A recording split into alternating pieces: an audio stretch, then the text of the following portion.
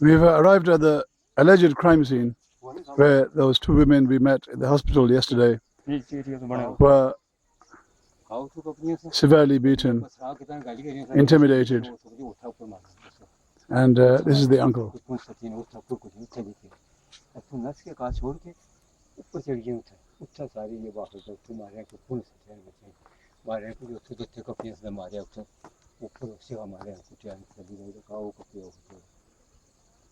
Assalamualaikum बुजुर्गो खरीद है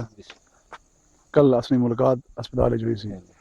ते सोना इसमें ग्रामी नाम सुना मोहम्मद सदीक भट्ट मोहम्मद सदीक भट्ट जी ठीक है ते ये जरा जिस जगह पर कॉल शुरू होया ओकरी जगह सी थोड़ी जी निशानदेही करी शुरू जी उतो का कभी हैं बचियां हां ले गाल गोल दिया मारे दौड़े बचियां नठियां रहता हैं तो ऊपर ओ था कॉल है उससे हमारे अच्छा मारने ले वो मौज ना दिहाड़ लाने में अपनी यशी करने में दिहाड़ लाई तो हो जाने में जी दिहाड़ लाई तो मारने ले दिहाड़ लाई तो जाने से, वो अच्छा। यशी करने में सही अपनी मौज मस्ती ठीक है ओके अगे जुले हां जी बस इथे हुई तो ही कमा जी बस जगह तो तक ही रही है मौके नहीं जगह वो जो पूरी चढ़ाई है कि ये सारे कार्य ਜਿਹੜੇ ਬਰਾਬਰ ਨਾ ਘਰ जी ਇਹਨਾਂ ਬਣਾਈ ਗਏ ਉਹਨਾਂ ਦੀ ਕੋਸ਼ਿਸ਼ ਹੈ ਕਿ ਜਿਹੜੀ ਜਿਸ ਦੇ ਬਰਾਬਰ ਰਸ਼ੀਆਂ ਘਰ ਆਪਣੇ ਆਪਣੇ ਕਰਨੇ ਬਰਾਬਰ ਦੱਬੀ ਕਿਨੋ ਕਮਾਲ ਹੈ ਉਹ ਜੇ ਦੋਵੇਂ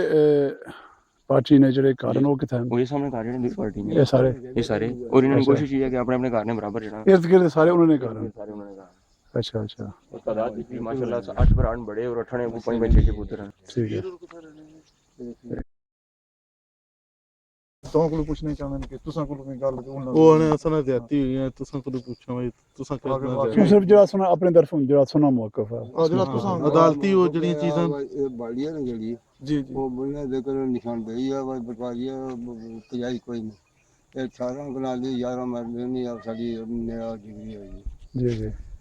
ਅੱਛਾ ਉਸ ਤੋਂ ਬਾਅਦ ਆ ਭਾਈ ਇੱਕ ਵਾਰੀ ਬੰਦੇ ਭੇਜੇ ਨੇ ਮੈਂ ਬਾੜੀ ਜਾਸੀ ਨੂੰ ਦਖਲ ਦੇਣੇ ਬਾੜੀ ਕਛੋ ਕਛਾਓ ਤੁਸੀਂ ਨਹੀਂ 10 ਕਨਾਲੀ ਨਹੀਂ ਆ ਡਿਗਰੀ ਹੋਈ ਤੁਸੀਂ ਆਪਣੀ 10 ਪੂਰੀ ਕਰਨੀ जी ਇਹ 29 ਕਨਾਲੀ ਬਾੜੀ ਉਸ ਵਿੱਚ ਆ ਭਾਈ ਅਸਾਨਾ ਉਹਦੇ ਦਾ ਇਸ ਵੀ ਨਾ ਦਿਓ ਫਿਰ ਉਹਨਾਂ ਦੀ ਦੂਏ ਬੰਦੇ ਭੇਜੇ ਤਾਂ ਨਹੀਂ ਫਿਰ ਉਹਨਾਂ ਉਹਦਾ ਪਾਰ ਕਰਦਾ ਲੰਕੇ ਪਰ ਕਰਦਾ ਫਾਇਰਿੰਗ ਕੀਤੀ ਹੈ कुछ फायरिंग की थी ਨੰਬਰ 2 ਫਿਰ ਸਾਡੀਆਂ ਪੰਜ ਸ਼ਾਤਾਂ ਵੀ ਮੌਜੂਦਾ ਸੀ ਤਾਂ ਉਹ ਰਾਹ ਉਹਨਾਂ ਬੰਦਿਆਂ ਫਿਰ ਉਹਦਾ ਦੱਸਿਆ ਤਾਂ ਫੀਸਿਆ ਫਿਰ ਉਹ ਨਾ ਮੈਂ ਪਰਚਾ ਕਰਦਾ ਉਹ ਕਰਦਾ ਉਹਨੇ ਪੁੱਛਿਆ ਕੋਈ ਨਹੀਂ ਸੀ अच्छा ਬੁਰੀ ਦੁਆ ਦਾ ਉਹ ਕਿਤਾਬੀ ਛੁੱਟੀ ਲਾ ਗਿਆ ਫਿਰ ਇਹਨਾਂ ਨੇ ਕਹਾ ਕਰਤੇ ਫਿਰ ਠਾਕਰ ਗਾਦੀ ਸ਼ਾਦੀ ਕਰਨ ਲੱਗੇ ਮੈਂ ਕਹਾ ਮੌਜੂਦਾ ਨਾ ਸੋ ਫਿਰ ਉਹ ਕੁੜੀਆਂ ਇਸ ਨੇ ਕਹਾ ਤਾਂ ਫਿਰ ਉਹ ਲੜਾਈ ਹੋਈ ਹੈ अच्छा ਫਿਰ ਉਹਨਾਂ ਜਦੋਂ ਪਰਚਾ ਜਣੇ ਲਿਖਾਇਆ अच्छा ਲੜਾਈ ਔਰਤਾਂ ਨਹੀਂ ਹੋਈ ਹੈ ਲੋੜ ਤੋਂ ਲੜਾਈ ਔਰਤਾਂ ਦੀ ਹੋਈ ਹੈ ਹਾਂ ਤੂੰ ਕਾਕਾ औरतों ने आपस में लड़ाई ਹਾਂ हुई ਕੋਈ है ਔਰਤਾਂ ਨੇ ਹਾਂ अच्छा तो ये इस पर अदालती कोई फैसला कोई कार्रवाई हुई है किसा भी वक्त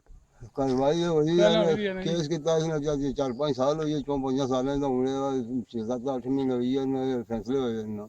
10 ਕਨਾਲੀ ਨਹੀਂ ਉਹਨਾਂ ਨੇ ਉਹ ਬਣੇ ਕੋਈ ਰੁਪਿਆ ਡਿਗਰੀ ਹੋਈ ਤਾਂ ਇੱਕ 18 ਕਨਾਲੀ ਦਾ ਤਰ੍ਹਾਂ ਮਰਨੇ ਸਾਡੀ ਹੋਈ ਤੁਸੀਂ ਇਸ ਦਾ ਮਤਲਬ ਇਹ ਹੈ ਕਿ ਜਿਸ ਵੇਲੇ ਅਦਾਲਤ ਦੀ ਤਰਫੋਂ ਫੈਸਲਾ ਆਇਆ ਉਹਨਾਂ ਦਾ ਕੰਮ ਸੀ ਇੱਥੇ ਕਬਜ਼ਾ ਦਿਵਾਣਾ ਹਾਂ। ਠੀਕ ਹੈ ਦੋ ਪਾਰਟੀਆਂ ਕੀ ਕਿਰਾਏ ਦੇ ਰੱਖਣਾ ਕਬਜ਼ਾ ਕੁਦੋਂ ਤੁਸੀਂ ਦੋ ਬੰਦਿਆਂ ਚ ਕਿਸੇ ਦਰਖਾਸਤ ਦਿੱਤੀ ਹੈ ਕਿ ਸਾਡੀ ਜ਼ਮੀਨ ਜਿਹੜੀ ਹੈ ਅਲੱਗ-ਅਲੱਗ ਕਰੋ ਕਿਸੇ ਦਿੱਤੀ ਹੈ ਇਹ ਬਿਲਕੁਲ ਸਾਡੇ ਖਾਈ ਦਿੱਤੀ ਹੈ ਇੱਥੇ ਦੇ ਪਟਵਾਰੀ ਜੋ 2-3 ਦਫਾ ਮੁੱਕਿਆ ਭਰਿਆ ਪਟਵਾਰੀ ਪਟਵਾਰੀ ਆਏ ਕਿ ਦੋ ਦਫਾ ਆਇਆ ਇਹ ਬਾਰੀ ਸਾਰੀ ਕੱਚੀ ਦੇ ਮੂਲ ਲਾ ਜਾਂਦੇ ਅੱਜ ਕਿਰਾਈ ਕੋਈ ਨਹੀਂ ਕਿਰੇ ਕੋਈ ਨਹੀਂ ਪਟਵਾਰੀ ਦਾ ਕਸੂਰ ਹੈ ਪਟਵਾਰੀ ਕੋਲ ਪੂਰਾ ਗਜ਼ਾਵ ਕੜਾ ਪਟਵਾਰੀ तो ये सुना मसला कितने अरसे से हुआ ਇਹ ਇਹ 2-4 ਸਾਲ ਸਾਲ ਹੋ ਗਏ उससे पहले कोई मसला नहीं था ਨਹੀਂ ਇਹਨਾਂ ਦਾ ਕੇਸ WhatsApp ਫੋਟੋ ਇਹਦਾ ਸੁਬਾਹ ਕੋਈ ਮਕਾਨ ਚੱਲ ਰਿਹਾ ਰਾਹ ਡੱਕਿਆ ਉਹ ਜਿਹੜੀ ਪਹਿਲੇ ਤੁਸੀਂ ਅੰਦਰ ਸੀ ਉਹ ਗੱਲ ਤੁਸੀਂ ਨਹੀਂ ਮਸਾਲਾ ਜਿਹੜਾ ਉਹ WhatsApp ਫੋਟੋ ਹੀ ਉਸ ਤੋਂ ਬਾਅਦ ਸਾਨੂੰ ਨਰਮੀ ਨੇ ਤਰਫ ਆਇਆ ਥੋੜਾ ਜਿਹਾ ਹਾਂ ਸਾਡੇ ਜਿਵੇਂ ਜੋ ਅਸਾਂ ਲੱਖ ਲੱਖ ਦੇ ਉੱਤੇ ਉਹ ਬੰਦਾ ਫੋਟੋ ਹੋਇਆ ਸੀ ਜਿਸ ਦਾ ਮੁਕੱਦਮਾ ਸੀ ਨਾ ਇਹਦਾ ਕਰਿਆ ਨਾ ਉਹ ਬੰਦਾ ਫੋਟੋ ਹੋਇਆ ਸੀ ਅਦਾ ਤਾਂ ਤੁਸੀਂ ਦਰਖਾਸਤ ਦਿੱਤੀ ਹੈ ਕੋਈ ਕਿਰਿਆ ਕਰਨੇ ਸੇ ਅਸਾਂ ਨਹੀਂ ਦਰਖਾਸਤਾਂ ਦਾ ਇੱਕ ਵਾਰ ਕੋਈ 18 ਵਾਰ ਦਿੱਤੀਆਂ ਉਹਨਾਂ ਨੇ ਫੋਟੋ ਕਾਪੀਆਂ ਹੈ ਨੇ ਕੋਲ ਫਿਰ ਗੱਲ ਹੋਈ ਆ ਸਭ ਕੁਝ ਪਤਾ ਹੈ ਫਿਰ ਗੱਲ ਇਹ ਹੋਈ ਆ ਭਾਈ ਉਹਨਾਂ ਦੀ ਸਾਡਾ ਪਟਵਾਰੀ ਹੋਇਆ ਨਾ ਤਾਂ ਉਸ ਕੀਤੀ ਆ ਨਿਸ਼ਾਨਦੇਹੀ ਨਾ ਕਹਾ ਬਾ ਪਰਾਂ ਰਕਬਾ ਪਰਾਂ ਜਾਣਾ ਉਹ ਬੁਣੀ ਜਾਣਾ ਦਾ ਇਹ ਕਰੋ ਕੱਚੀ ਹਾਂ ਇੱਕ ਦਫਾ ਇਦੋਂ ਕੱਚੀ ਦਾ ਹੁੰਦਾ ਇਦੋਂ ਹੁੰਦਾ अच्छा मैं एक आखिरी सवाल पूछना चाहना कि ये जो कुछ भी मसला होया इस पर सो मुस्तकबिल वास्ते क्या सोचने हो कि क्या होना चाहिए ना इंतजामिया वास्ता कोई सोनी तरफ कोई मुतालबा या इन्हें की कोई मुतालबा बारी अपने आप नंबर करिया देता है अपने ਅਸਾਂ बननी वाली ਨੰਬਰ ਤੇ ਆਉਂਦਾ ਆ ਬਈ ਇਸ ਕਿਰਾਇਆ ਨਾ ਚੱਲਦਾ ਨਹੀਂ ਚਲੋ, ਉਹਨਾਂ ਦਾ ਬਾੜੀ ਸਾੜੀਆਂ ਤੁਸੀਂ ਨੱਕੀਆਂ ਉਹ ਜਿਹੜਾ ਉਹਨਾਂ ਨੇ ਜਿੱਦਾਂ 10 ਕਨਾਲੀ ਉਹਨਾਂ ਦੀ ਜ਼ਮੀਨ ਉਹ ਤਾਂ ਪੂਰੀ ਕਰੀ ਸਾਰੀ 18 ਤਾਂ ਪੂਰੀ ਅਸੀਂ सही मेहरबानी जनाब, बहुत बहुत शुक्रिया। ਅਸਾਂ ਦਾ ਕੋਈ ਤਰ੍ਹਾਂ ਨਹੀਂ ਭਾਈ सुना क्या इसमें ग्राम है जी? सुना क्या नाम? ਨਾ ਰਸ਼ੀਦ ਤੁਸੀਂ ਵੀ FIR ਚ ਆਏ ਹੋ ਹਾਂ ਲਤੀਫ ਨਾ ਹੋਇਆ ਮਾਲਾ ਮੈਂ ਮੁਖਤਾਰ बहुत बहुत शुक्रिया जनाब, मेहरबानी। मानते अच्छा जी, असा मतलब एक असूल बनना कि कोई मसला वैद मौकफ दो बसों थे किंदा जाए ताकि आवाम जो है ना खुद अपना। ठीक है जी, शुक्रिया, मेहरबानी। So we've come to the house, the home of the affectees, the injured, and this is Jandarala Bundli, which is just on the outskirts of Khoirata. जी मासी ये ਜਿਹੜਾ ਕੋ ਵਾਕਿਆ ਹੋਇਆ ਇਹ ਕੱਲ ਅਸਾਂ ਹਸਪਤਾਲ ਵਿੱਚ ਗਏ ਸੀ ਉੱਥੇ ਜਿਹੜੀ ਦੋ ਬੱਚੀਆਂ ਸੀ ਉਹਨਾਂ ਕੋਲ ਵੀ ਅਸਾਂ ਮੌਕਫ ਕਿੰਦਾ ਜਿਹੜੇ ਬਜ਼ੁਰਗ ਉਹਨਾਂ ਕੋਲ ਵੀ ਕੱਲ ਕਿੰਦਾ ਸਾ ਅੱਜ ਵੀ ਥੋੜੀ ਜੀ ਜਿਸ ਜਗ੍ਹਾ ਪਰ ਲੜਾਈ ਹੋਈ ਹੈ ਉਸ ਜਗ੍ਹਾ ਵੀ ਤੱਕਿਆ ਅਸਾਂ ਤੇ क्या उस तरह क्या कुछ वाकया होया? उस दिन वाकयात ये हमें मड़ी बच्चियां गियां साफ कपड़े वास्ते जी ते आई ये मारने वास्ते क्या जने ते क्या जनानियां अच्छा चुमेखा करी ते आए मारने वास्ते अच्छा पर माड़ियां बच्चियां ना खुदा थी बगैर ते ना उन्होंने बाप है जी ना ही उन्होंने भाई है उतरा मुसाफरानी औलाद है जी ते मैं भी रंडी मुंडी है ते मैं भी बच्चियां ने उन्होंने आसरे परसेंट जी अब ये बच्चियां ने जी मेरी बच्ची अस्पताल है ना जी जी ये उसनियां बच्चियां ने अज 5-6 दिन हो गए जिन्हां चो ये बच्चियां रोई रोई रोई दा करलाट करनियां पियां ते नहीं ये किश काबू च नहीं हुण भी तुसां ने पांदा तहां रोनियां जी जी जी बिल्कुल इस विच ये गल है भाई खुदा थी बगैर कोई नहीं हो आई के मारने वास्ते घटा बनी ते वो हालात तक ही आए उन्होंने उन्होंने जी जी बच्चियां नहीं जी जो कुछ हालात हुई है प्यू फोत हुए जिंदे होने उन्होंने कोई छेड़छाड़ नहीं की कोई किसी किस्म का कोई मसला नहीं हुआ कोई किसी किस्म की बात नहीं हुई जी ना उन्हें कोई छेड़ की है ना ही सूफी साहब ने बकरी जान दी है उधर कुकड़ी भी देने जान दी अच्छा जदू 15 दिन होए उन्होंने की फोत हुए हैं जी तदू उन्होंने टिपियां पे कोठे चाने शुरू कर दिते ने ये शिमलाट है ये खसी के इंसास जी क्योंकि बच्चे ने 2 चंडा मारसा जी ते बुढ़ी दरगाह ही नहीं इशनी इसकी मारी कुटी ते दफा रफा कर संदा शिमलाट जबरदस्त सही। खसी के इंसास इस वास्ते ये गल है माड़ियां बच्चियां ते मारी सटियां ने जी जिस तरह कोई ना इस तरह कोठियां ने ते उन्होंने बाप ने मौजूदगी च जे कदे झगड़ा फसाद करना तां भी कुछ करी के ना हाल सही भाई भी ना कोई नहीं जी जी हुण ओह अस्पताल च पईयां ओदा जी जी कल तक ही सुनी आए हो जी ए बच्चियां जेड़ियां ने माड़े गले च पईयां फसल लग्या ओदा टंडियां विच रोला पिया इस वक्त कमाई ना कम है सही इस वक्त मैं सख्त जलील हो चुकी हूं एक खुदा नी जात थी बगैर और कोई नहीं ना कोई मदद देने वाला जी ना कोई आगे घेरा होने वाला जी सो क्या मुतालबा करने हो इंतजामिया कोलों पुलिस कोलों? मुतालबा ये करनी है जेड़े माड़ियां बच्चियां की कतरे लिखते ना जी खून ने जी इन्हां ना कोई कदर पाओ और कदर ने नाल इन्हां बच्चियां माड़ियां कोई इंसाफ होना चाहिए ना हुकूमत इंसाफ करे सही ते इंसाफ होना चाहिए ना क्योंकि लीला फिला बात ना जाए क्योंकि मेरी बच्चियों की सख्त जलील पूना ना की जे ता पुत्र होने तो भी कोई बात नहीं सी जी बच्चियां ना उन्होंने मुकाबला 500-600 आदमी करना पिया जेड़ा आदू तू टप्पी ते इस तरह मारिया ने बेतियाती ते बेकदरी नाल मारिया ने जिस तरह कोई दुश्मन कदे इंडिया ने काफर ना ओ भी इस तरह नहीं मारने लड़ाई हुई है जिस वेले तक कितने बंदे सुनो होते हैं बंदे ना तो कोई शुमार ही नहीं सी क्या औरतां क्या मर्द सब चले गए ना मारने वास्ते सिर्फ उस वक्त 2 बेटियां सन मारियां बिल्कुल यानी इतने बंदे तो की मारने इतने मारने वास्ते गए न थी फिर मारिया इस तरह ने बेतियाती नाल मारिया ने बहुत सख्ती नाल मारिया अच्छा जिला जिला सुने खावन फोत होए ते सुने 15 दिन बाद फिर उन्हें बस शेरखानी फसाद भाई किंदा जी ते सो उसला कोई कोशिश की है कि जेड़े मोहल्ला ने लोग उन्हें नजरिए नाल कोई मुफाहमत कोई सुलह करने की कोशिश बड़ी की कोशिश की है इंशाल्लाह डिग्री भी हुई भी है अच्छा बाकायदा में जेड़े कागजात न बिल्कुल मुकम्मल न सही जे आखो तो मैं इस वक्त भी मंगवाई ता दसी सकनी जी, है जी। अपर माड़ी वो भाई कागज असन तक के वो इसला संगल मौजूद नहीं है हां अच्छा ते ठीक वो है आखो तो मैं उसे की बुलानी है ते जी। मैं सब कुछ मुकम्मल है, अल्लाह ने मेहरबानी ना गिरदावरियां इंतकाल जो कुछ भी है पर इतनी बात है जबरदस्ती है जालिम आदमी ज्यादा आदमी ते जबरदस्ती खोने की चाहे सही ਤੇ ਜਿਹੜੇ ਲੋਕਾਂ ਜਿਹੜੇ ਮਰਦ ਸਨ ਜਿਨ੍ਹਾਂ ਸੁਨੇ ਬੱਚਿਆਂ ਕੀ ਮਾਰਿਆ جی ਉਹਨਾਂ ਨੇ ਮਤਲਬ ਕਿਆ ਹੋਣਾ ਚਾਹੀਦਾ انہوں نے متعلق یہ ہونا چاہیے نا بھائی جس طرح ہماری بچیاں نے خون نے قطرے گرے نا جی اس طرح انہوں نے اشر ہونا چاہیے صحیح چلو ٹھیک ہے جی اشر انہوں نے اس طرح ہونا چاہیے نا اور کچھ حکومت میں کی مدد بھی دے ٹھیک شکریہ جی مہربانی I'll just take a quick reaction from Yasir Turabi, a local journalist. جناب آپ نے دونوں طرف کا موقف سنا بھی اور آپ کیسے دیکھتے ہیں اس مسئلے کو؟ اصل بات ہے کہ ہمارے لوگ ذرا ادھر پڑھے لکھے نہیں ہیں اور ان کے حوالے سے جو ہے کہ پڑھے لکھے نہ ہونے کی وجہ سے ان کو یہ پتہ نہیں ہے کہ ہمارا عدالت میں فیصلہ ہوا ہے اور کس طرح ہوا ہے، جبکہ انتظامیہ کی یہ ذمہ داری بنتی ہے